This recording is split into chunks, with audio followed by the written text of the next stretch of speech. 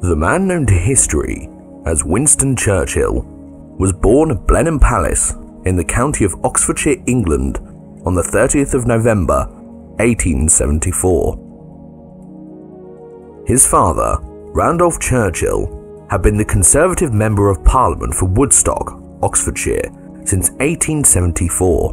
when he succeeded his own father, John Spencer Churchill, the 7th Duke of Marlborough, after he entered the House of Lords. Winston's mother, Jenny Churchill, was American, her family's wealth coming from success in finance, although despite their wealth and connections, both Randolph and Jenny were often in debt and had money worries, which was a problem that would become all too familiar to Winston later in his life. In 1876, the family moved to Ireland after Winston's grandfather was made Viceroy, and 3 years later, Jenny gave birth to Winston's brother Jack, which sparked rumours regarding his paternity, as Randolph and Jenny did not have a close relationship. Indeed, Winston's relationship with his parents was also distant, largely due to it being common in the English aristocracy at the time for children to be raised by nannies, and Winston was particularly devoted to his own nanny, Elizabeth Ann Everest, who he called Womany. When he was 7, Winston was sent to a boarding school at St. George's in Ascot, Berkshire, where he gained a reputation as an unruly pupil and did poorly academically, and after a spate of ill health, he was moved to the Brunswick School near Hove in East Sussex. At this time, Winston's father Randolph was considered to be one of Britain's foremost politicians, who had reached the peak of his career in 1886, when he was made Chancellor of the Exchequer. However, Randolph was renowned for being outspoken and often failed to gain the support of his fellow cabinet members in seeking cuts in public expenditure, particularly the military. He then, only after 4 months as Chancellor, handed in his resignation, calculating that he was too important a figure for the Conservative government to lose. But this gamble then backfired in spectacular fashion when the then Prime Minister, Lord Salisbury, accepted his resignation, meaning that Randolph's career was effectively over. In contrast, Winston's performance at school had improved by this time, which then resulted in him narrowly passing his exams in 1888, after which he began studying at one of the best public schools in England, Harrow.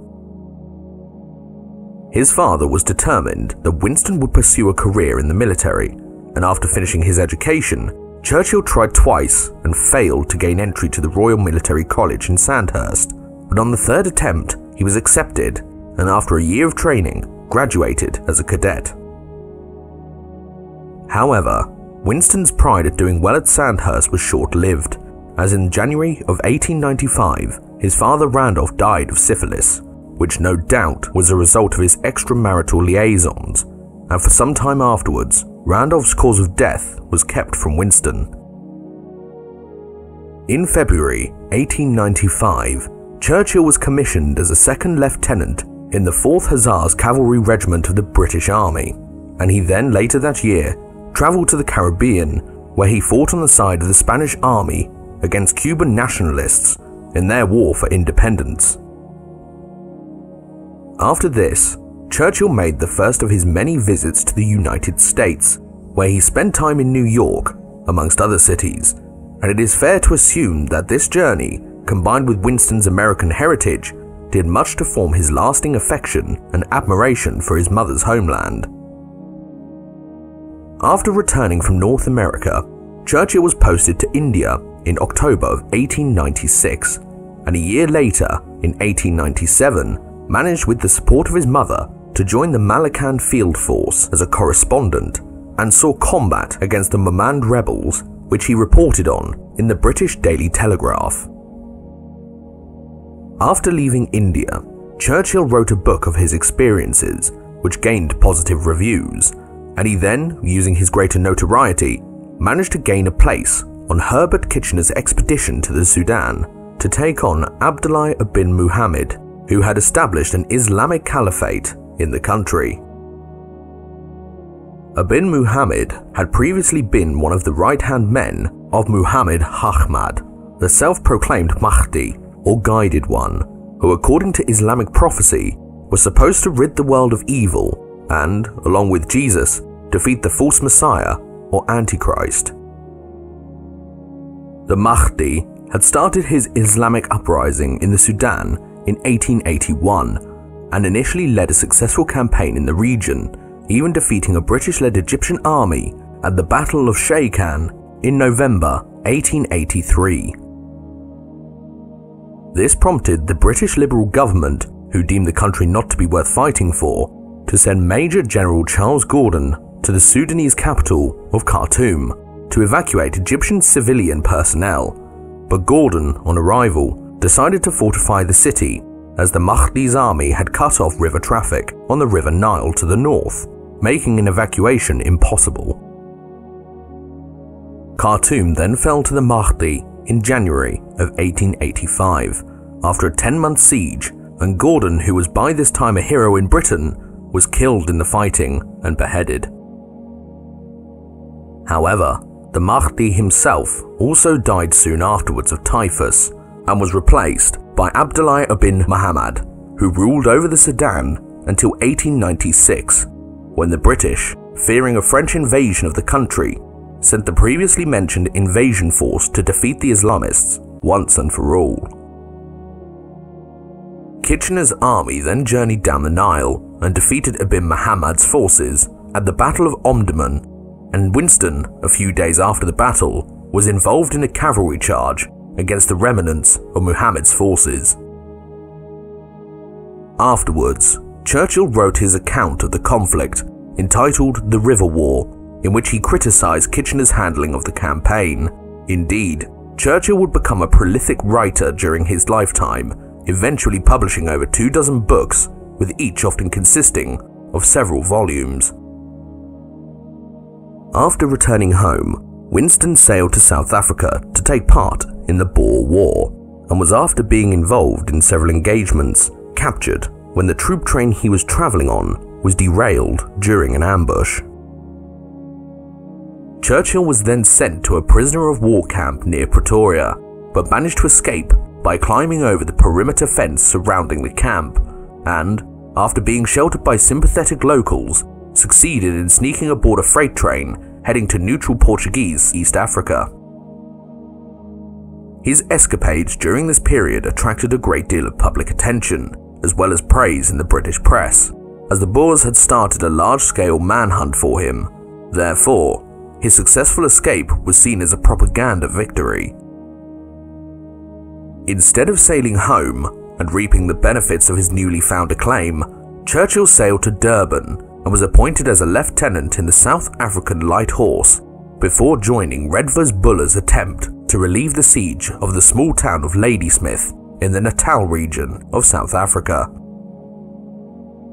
The town had been under siege by a force of some 20,000 Boers for over 3 months, and supplies were getting scarce, with the troops being forced to survive on horses and oxen meat. Finally, after repeated attempts to break the Boer stranglehold, Buller's force broke through the enemy lines and Ladysmith was relieved, with Churchill being amongst the first troops to enter the town. Winston then arrived back in England 6 months later and sought to use the fame and notoriety he had earned on his travels to help him emulate his father Randolph by embarking on a career in politics. He then stood for office as the Conservative candidate in the constituency of Oldham, Greater Manchester, in 1900, winning by a slender margin, and afterwards embarked on a speaking tour of Britain and the United States, in which he gave lectures on his experiences in the Boer War.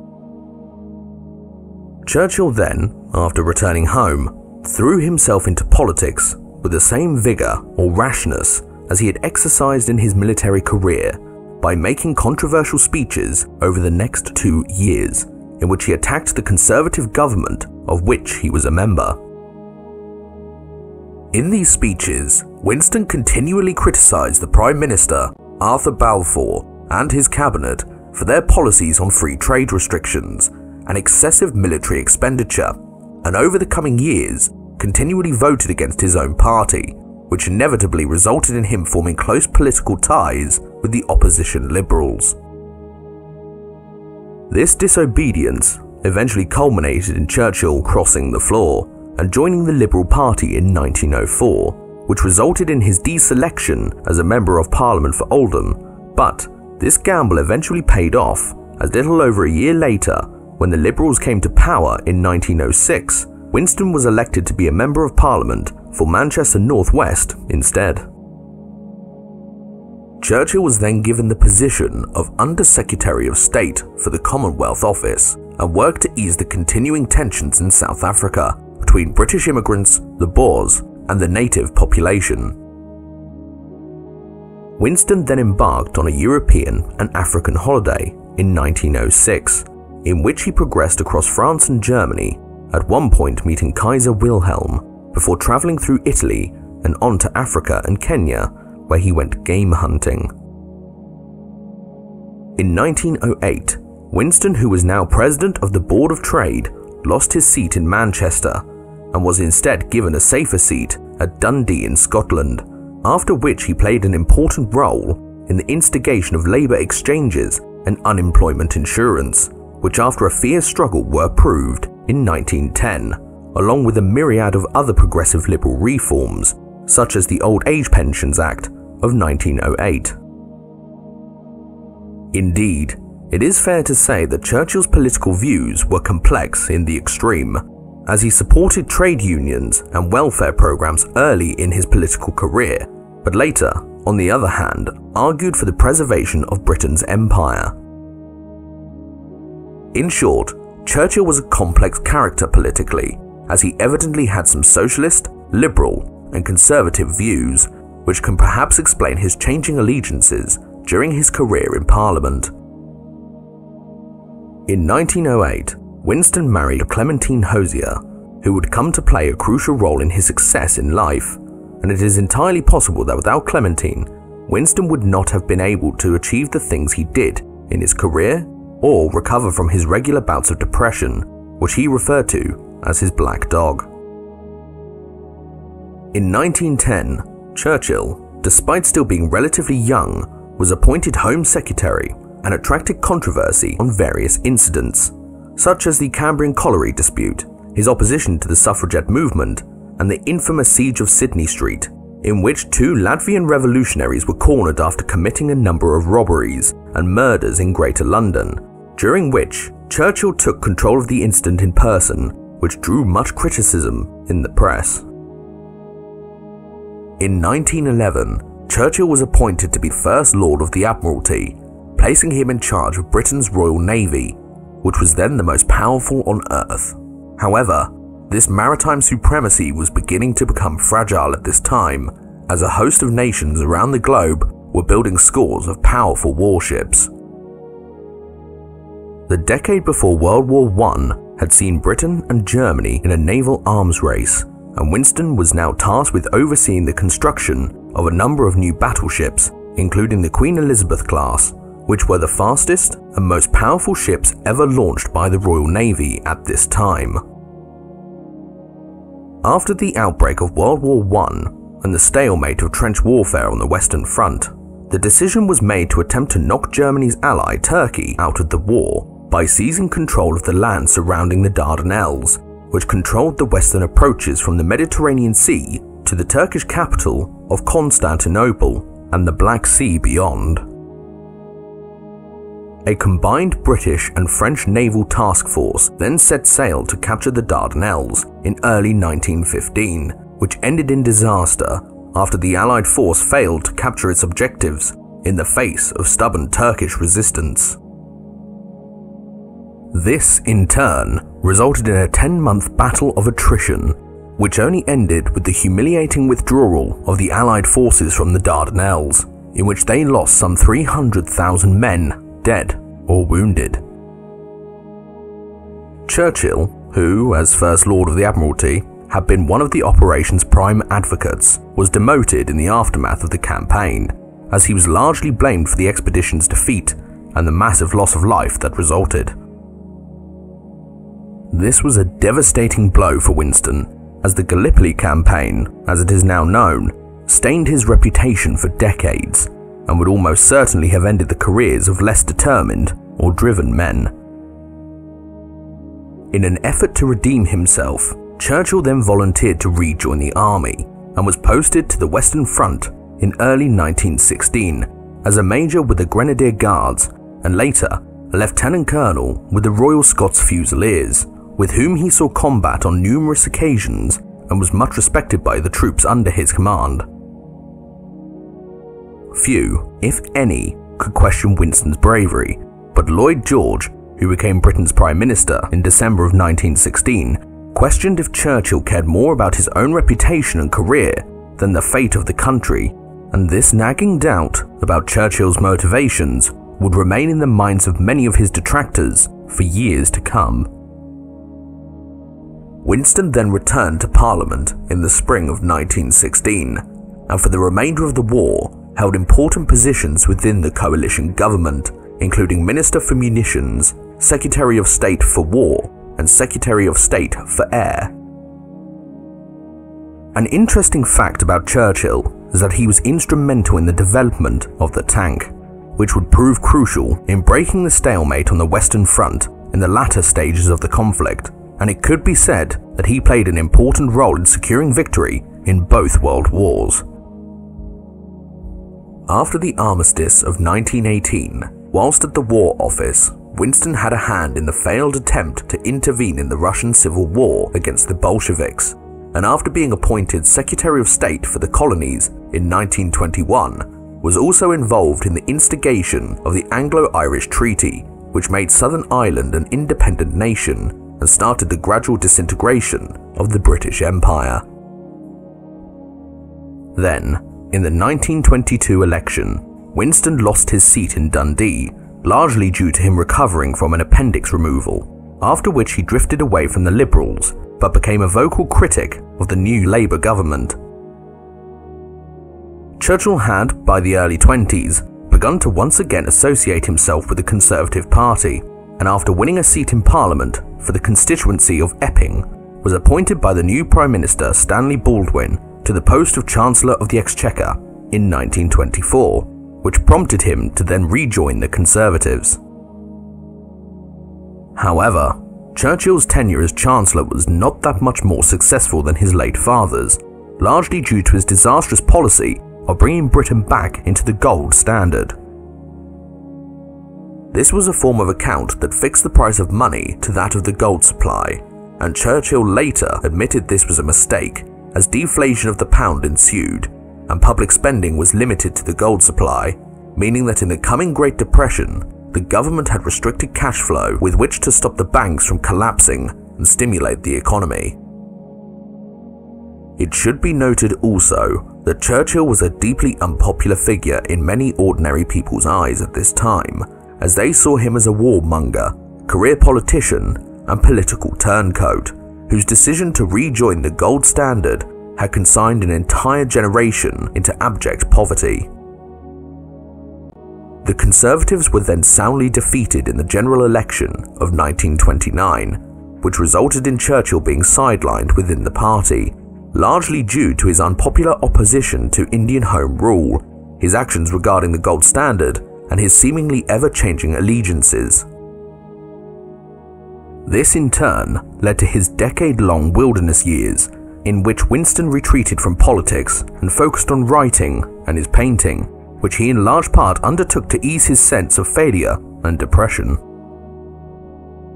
This culminated in him writing a 3-volume biography of his ancestor, John Churchill, the first Duke of Marlborough, who had defeated the armies of Louis XIV of France during various battles, such as Blenheim during the War of the Spanish Succession in the early 18th century. Indeed, Churchill was a great expert on Marlborough, and there is a body of opinion that states his excellent grasp of history enabled him to see the parallels between Louis XIV and Adolf Hitler, both of whom sought to dominate Europe and persecute religious minorities. By this time, in the early 1930s, Hitler was Chancellor of Germany and was rearming the country at breakneck speed, which prompted Winston to make speeches and write articles warning of the possible threat that Nazi Germany posed. He was aided in this by Ralph Wigram, an official in the Foreign Office, who along with many other contacts had been passing intelligence on Germany's rearmament to Churchill, which gave his speeches and columns a lot more weight and in turn forced Stanley Baldwin's government, who had returned to power in 1935, to take notice. However, Churchill was still largely ignored in Britain, as many people throughout the country and world didn't want to contemplate the possibility of another European conflict, but these people were soon shaken out of their complacency, as by the late 1930s it all became too evident that Hitler was intent on aggressive expansion, and as the likelihood of war increased, Churchill was steadily accepted back into the mainstream of British politics. 2 days after World War II broke out in September 1939, Churchill was reappointed as First Lord of the Admiralty, but again, concerns over his judgment were raised after his plans to stop German iron ore shipments from Norway by raiding the port of Narvik in April of 1940 resulted in failure after Hitler invaded the country. Despite this operation being of Churchill's design, and it having worrying similarities with the Gallipoli disaster, Britain's Prime Minister, Neville Chamberlain, who had consistently tried and failed to prevent an outbreak of war, was forced to resign after the Labour Party made it clear it would not form a coalition government under his leadership. The choice of replacement was now between Churchill and Lord Halifax, who did not want the position. Therefore, Chamberlain then, on the evening of the 10th of May 1940, made the short journey from 10 Downing Street to Buckingham Palace to tender his resignation, after which he recommended that King George VI should invite Churchill to form a government. Winston Churchill was now the Prime Minister of Great Britain. However, he had ascended to the post in the midst of the most critical and dangerous crisis since the First World War, and the fate of the country was now firmly on his shoulders. He was then thrown right into the deep end from day one of his premiership, as the very same day he became Prime Minister, Germany invaded Holland, Belgium, and France, resulting in the military disaster that was the fall of Western Europe. Winston spent these desperate weeks travelling to and from the continent in the hope of keeping the French in the fight, but as its armies had all but collapsed in the face of the German advance, Churchill, along with his commanders, resolved to commit no more resources to the defence of Britain's ally, and instead decided to evacuate the British Expeditionary Force from France before it was annihilated by Hitler's panzers and the Luftwaffe. This resulted, with the aid of civilian craft as well as the Royal Navy, in over 300,000 Allied troops being rescued from Dunkirk, meaning that Britain still had an army capable of putting up a fight in the event of a German invasion, and later resisting the Italian and German incursions into North Africa.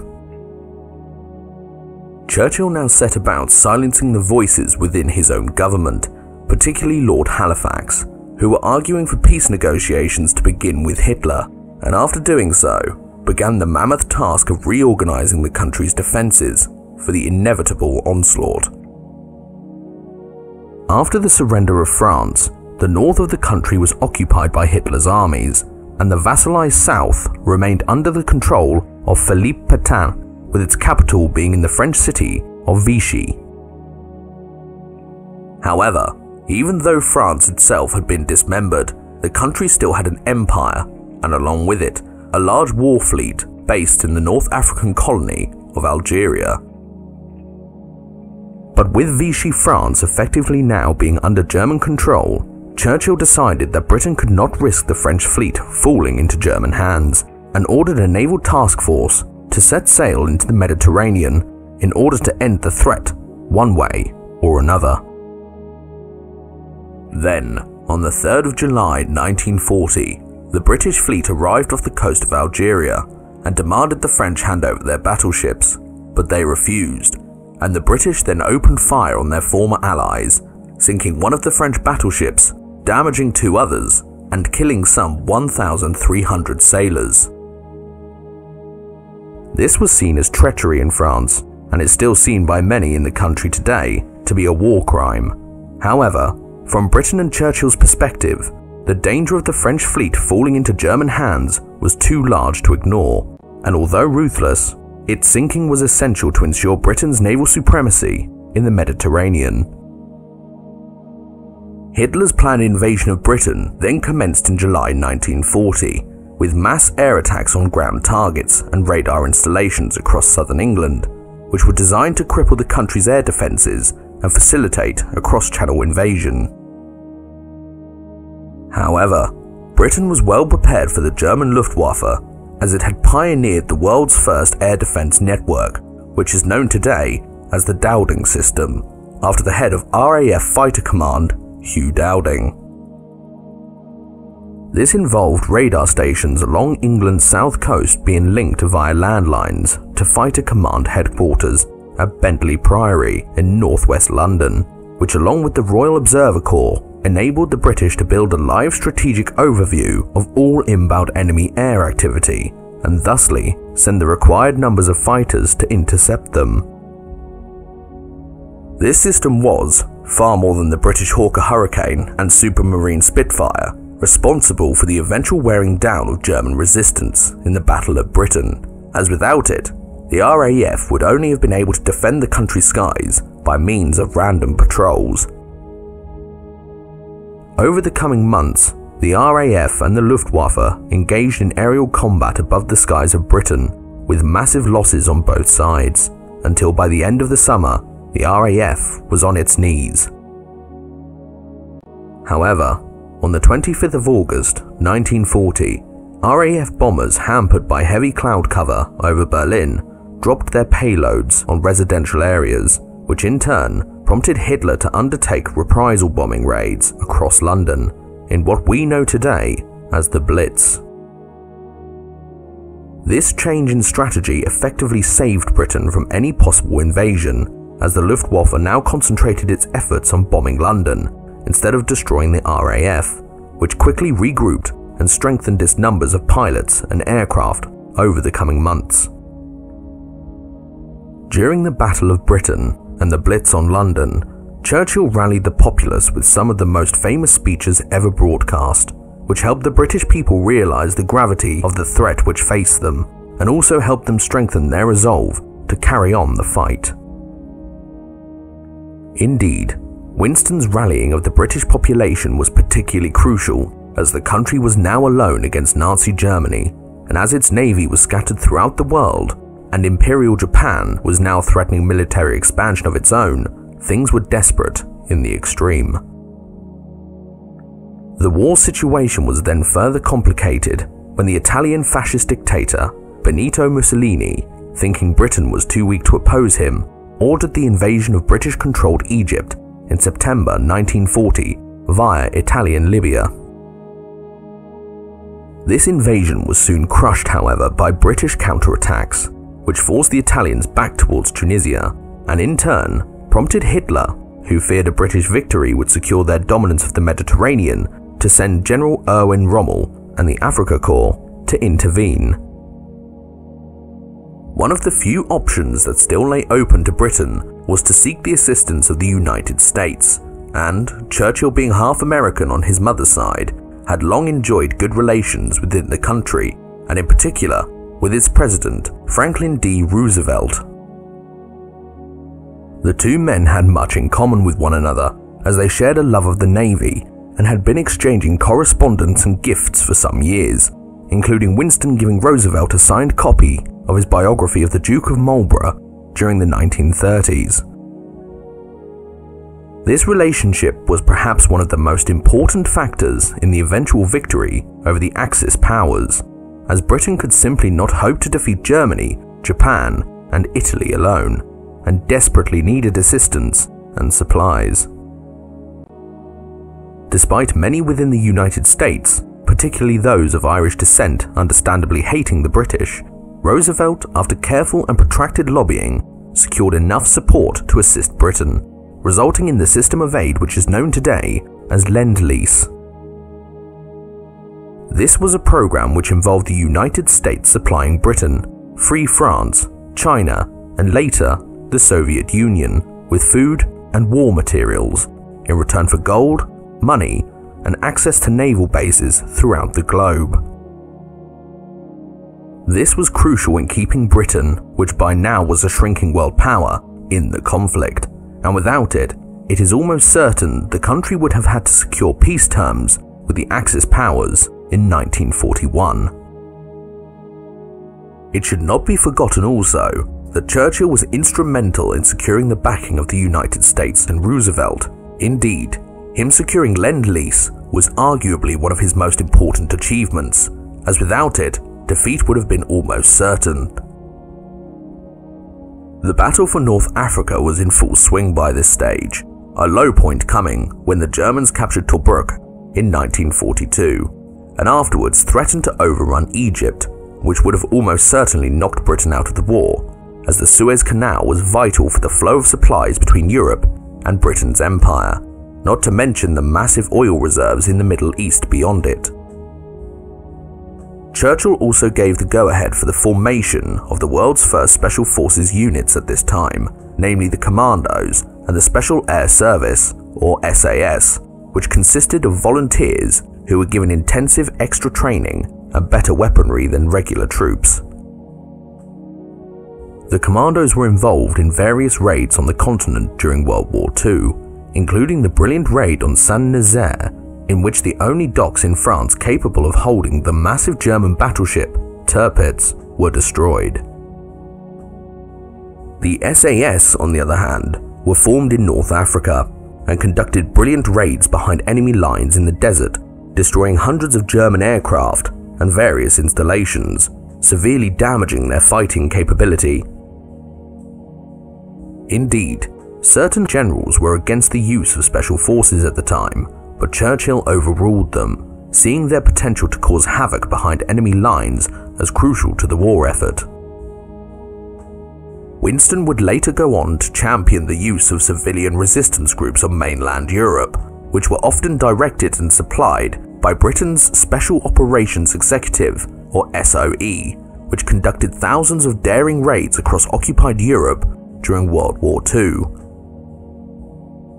Perhaps the largest threat Germany posed to Britain after 1940 was its U-boat fleet, which through the early to middle stages of the war conducted daring raids on British and Allied shipping in the North Atlantic and severely hampered Britain's war effort, sinking millions of tons of supplies in the process. There is no doubt that Churchill himself considered the U-boat threat to be top priority, but over time, the British got the upper hand in the battle for the Atlantic, with the aid of the codebreakers at Bletchley Park, including the brilliant Alan Turing, who had cracked the German Enigma codes, which combined with the ever-increasing flow of war materials from America, steadily overwhelmed the limited numbers of German U-boats.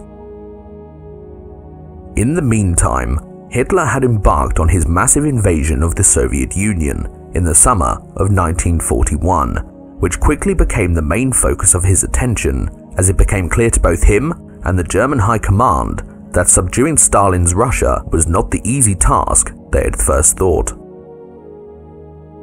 Churchill was, by this stage, regularly undertaking long and dangerous journeys to and from North Africa, the United States, and Britain, involving hundreds of thousands of air miles, and it is no exaggeration that the stress and workload he had undertaken was immense, to say the least, and took a serious toll on his health. However, he was soon given what was perhaps the best news of the war from a British perspective, that being the attack by Imperial Japan on the US naval base at Pearl Harbor on the 7th of December 1941, which led to Hitler declaring war on the United States himself 4 days later. Indeed, Hitler declaring war on America can be seen as the point where the war was effectively decided, as Germany could not hope to outproduce both the United States, Britain, and Russia in terms of food, supplies, or manpower. Therefore, the outcome of World War II was effectively decided as early as the winter of 1941. This was borne out over the coming years, as from 1942 onwards, the Axis powers' lack of resources, combined with their increasingly overstretched industry, resulted in a long process of retreat and defeat for them, culminating in the effective collapse of German resistance in Russia from 1943 onwards, their defeat in North Africa, and the subsequent invasion of Italy, along with the gradual liberation of all the Japanese territorial gains in the Pacific. Winston had effectively succeeded in his goals by this stage, as Britain was now the minor partner in the Triple Alliance between it, the United States, and the Soviet Union, and the remainder of the conflict would increasingly see both he and Britain taking a back seat in all theatres. However, without Churchill keeping Britain in the conflict, it is almost certain that the invasion of Italy and the later D-Day landings would never have taken place, in turn meaning that Stalin's Russia would have had to deal with Hitler's invasion alone, and very possibly collapsed as a result. In contrast to this, there has been a large amount of criticism of Winston Churchill in recent years, which has been centered on his involvement, or lack thereof, in trying to alleviate the Bengal famine of 1943, which came about after the Japanese occupied Burma and cut off rice imports to the eastern subcontinent in 1942. Churchill and his war cabinet, fearing a full-scale Japanese invasion of India, ordered a scorched earth policy in the region, in which thousands of acres of farmland were seized or even destroyed. This, combined with a series of natural disasters in 1942, including a cyclone in the Bay of Bengal, effectively compounded the increasingly widespread starvation and famine, which culminated in the deaths of upwards of 3 million people in the region, although some say the figure is much higher. Churchill has largely been blamed for perpetuating and even instigating this famine by Indian and progressive historians in recent publications, as by this time his disregard for the country and its freedom-seeking populace was no secret. Indeed, some even compare Churchill with Hitler, claiming that he pursued genocidal policies in the subcontinent, even labeling him a racist mass murderer. On the other hand, Churchill's defenders claim that, when both he and his war cabinet became fully aware of the scale of the famine on the 24th of September 1943, they diverted 250,000 tons of grain to India. They also mention the fact that the Japanese invasion of Burma was one of the prime causes of the crisis, along with the lack of shipping due to the war, along with poor local government, misplaced food allocations, and natural disasters. Although Churchill's relationship with Roosevelt was cordial, if not friendly, his relationship with Stalin was fiery and interspersed with heated arguments. This meeting of ideological adversaries was first forged a year after the Nazi invasion of Russia had started, when Churchill made the dangerous journey via the Middle East to Moscow in August of 1942, where the two men held several alcohol-fueled meetings. The Man of Steel had long pressured the British to start a second front in Europe to relieve the pressure on the Russians, but without American help, Britain simply did not have the manpower to undertake an amphibious landing on the continent. Churchill had, however, championed an invasion of Italy to start a second front, but the Americans were in favour of taking the most direct route through France. Given the hilly terrain of Italy, which naturally favoured defence, it has to be said that choosing France as the main focus of attack by the Western Allies was the correct one, as the invasion of Italy proved to be a slow and bloody conflict that did little more than tie down several German armies. One of the main ways the British had been able to carry the war to the Germans had been air raids, and by the later stages of the war, the RAF had accumulated a massive force of bombers, mainly consisting of the famous Lancaster. The British decided earlier in the war, due to large losses over Germany, to conduct night bombings, which was safer for bomber crews but resulted in less accuracy, whilst the Americans, after entering the war, mounted large-scale daylight raids. After the Blitz, it became British policy to target German cities and industrial centres in order to wear down Hitler's supply chain, and with ever-increasing air supremacy, it wasn't long before many German cities were reduced to rubble. Perhaps the greatest example of this was in the bombing of Dresden in February of 1945, in which over 20,000 people were killed, and after the war, both the head of the RAF Bomber Command, Arthur Harris, and Churchill were blamed for the deliberate bombings of civilian targets, as many people maintained it was a war crime. After victory in 1945, Churchill was voted out of office as Prime Minister, being replaced by the Labour Prime Minister, Clement Attlee. However, Winston refused to be bitter about the defeat, despite him leading his country to victory, stating that the British people had had a hard time. In the following years, Churchill argued for the creation of the early European Union, or the United States of Europe as he called it, thinking it essential in preventing future conflict, and regularly gave speeches warning of the threat of the Soviet Union. He then continued as leader of the opposition during the post-war period until the general election of 1951, when he once again became Prime Minister. Churchill was the first Prime Minister of Queen Elizabeth II's reign, and proved to be a guiding influence for her in the early years of being monarch.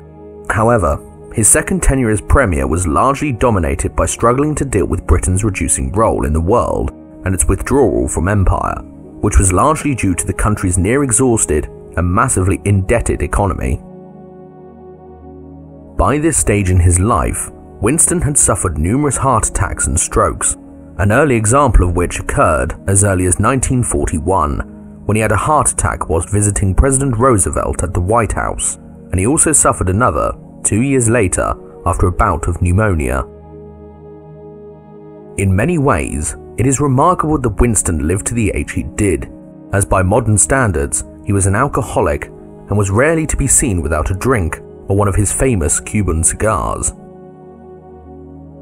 His second spell as Prime Minister was then cut short when he suffered a severe and partially paralysing stroke on the evening of the 23rd of June 1953, which left him bedridden for the next 6 months, after which he returned to his duties. However, it was clear that Churchill was now unable to undertake the role of Prime Minister, and he finally resigned on the 5th of April 1955, handing the reins of government to his deputy, Anthony Eden. Now in retirement, Winston spent much of his time in his home at Chartwell in Kent with his wife Clementine, who had been with him through thick and thin since 1908, spending his time painting, writing, and relaxing abroad, loving the south of France in particular. His health continued to fail him, however, and on the morning of the 24th of January, 1965, after suffering another severe stroke, Sir Winston Churchill died. Britain and the entire Western world was left grieving at his death, and there was a widespread feeling that with Churchill's passing, an era had come to a close. He was then given the great honour of a state funeral, before which his lead-lined coffin was taken up the Thames by boat, passing the London docks, where cranes were lowered in his honour,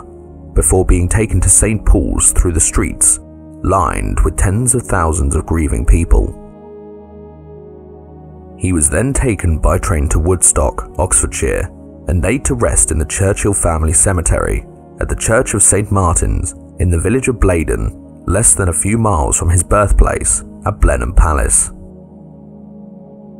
Sir Winston Churchill is today widely regarded as one of Britain's greatest prime ministers. Despite his faults and mistakes, both personal and professional, there is no doubt that without his resolve, bravery, and fortitude, victory over the Axis powers and Hitler's Germany in particular would have been next to impossible. His key contributions to the Allied war effort was keeping Britain in the war, which ultimately enabled D-Day to happen, and there is also a body of opinion which states that without Britain's Arctic convoys to the Soviet Union from 1941 onwards, Stalin's Russia may have also collapsed under the German onslaught. Some claim that Churchill was a warmonger and placed his own personal ambitions above the needs of his country, whilst others state that in India he is responsible for war crimes particularly in the Bengal famine. To the majority of people, however, particularly in the West, Sir Winston Churchill remains a hero, as without his insistence in continuing the fight against Hitler's Germany, Western Europe, Russia, and possibly the entire world would have fallen to Nazi Germany and Imperial Japan. What do you think of Winston Churchill? Was he a war hero or a war criminal? Let us know in the comments section, and until next time, thank you very much for watching.